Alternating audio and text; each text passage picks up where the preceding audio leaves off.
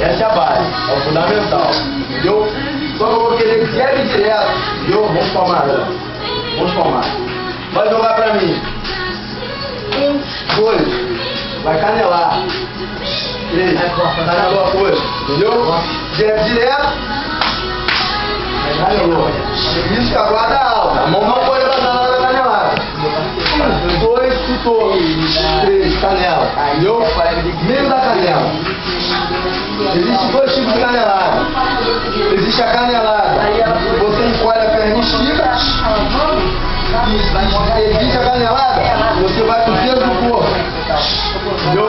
Essa dói mais. Entendeu? Então quero ter essa aqui.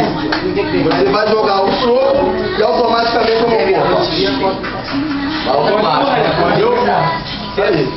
São 2 tipos de canelada. A canelada tipo, pã! É tipo um tostão que tu empurra e a canelada com todo o peso do corpo. Pã! Entendeu?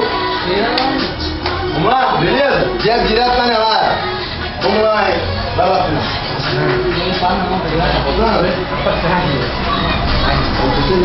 Guarda alta, vamos lá.